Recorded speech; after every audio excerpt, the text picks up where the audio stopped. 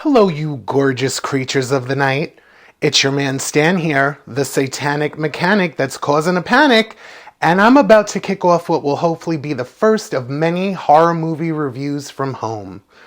You might notice I'm not coming to you from my workshop, and all I have to say for that is inflation, am I right? So you get me from home for the time being. It's like the softer side of Sears, but for gay bear horror hosts.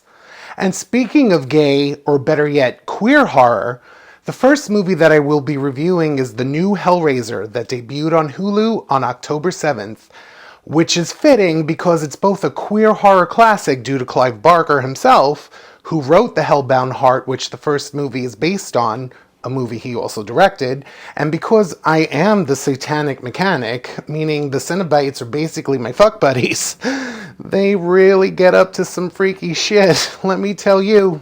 But I digress.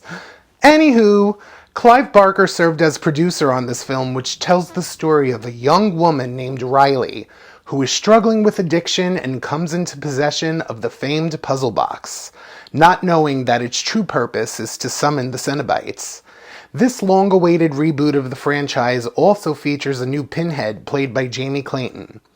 And that's all I can really say without spoilers, so stop now if you haven't seen the movie and you don't want it to be spoiled. Okay then, let's continue. No one knew what tack this film would take. After Part 4, the Hellraiser franchise went off the rails and became more episodic than linear. Most of the subsequent films just dropped the Cenobites into the storyline, with the notable exception of Part 6, Hellseeker, which features the return of Kirsty, and in doing so destroys her legacy as a final girl worth rooting for, in my opinion, of course. Anyhow, due to the nature of the franchise, this movie could have just as easily been a sequel, but it seems it's being touted as a reboot, which I guess makes sense if we have a new Hell Priest in Jamie Clayton. This new installment furthers the mythology of the puzzle box and its capabilities.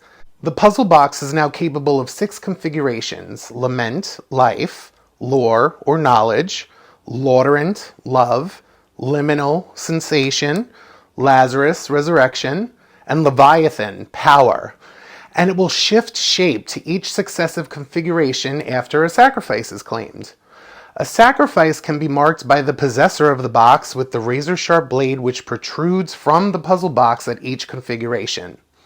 After 5 sacrifices are collected, the owner of the box will achieve the Leviathan configuration, which summons Pinhead and the Cenobites to them and gives them the right to claim a gift, either life, love, sensation, resurrection, or power.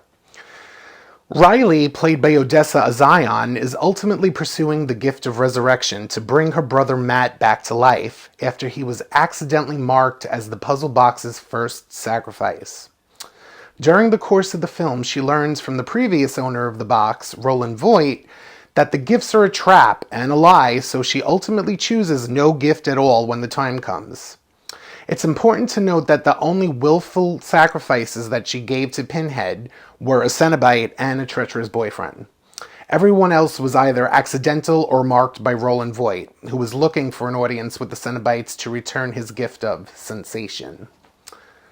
All logistics aside, I really thought this was a strong showing for the reboot.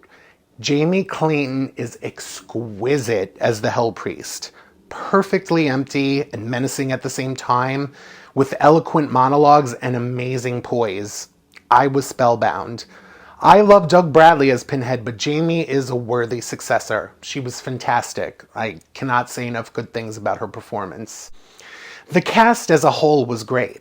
I didn't feel there were any weak links there either, and while I surely wanted to get it on with Uncle Frank, I'm okay that his and Claire's story is not rehashed here, because you know what? It was done pretty perfectly the first time, so why mess with a good thing? I did love the inclusion of Riley's gay big brother Matt and his devoted boyfriend Colin, who became the final boy to accompany Riley to the end.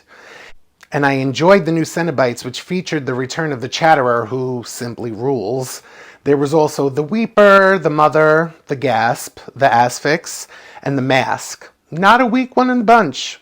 Well, maybe the mother, but otherwise totally solid. Huge shout out to David Bruckner, the director, and the creative team on bringing the Cenobites to life for the film. The story was cohesive as a whole, so kudos as well to the writers, Ben Collins and Luke Piotrowski.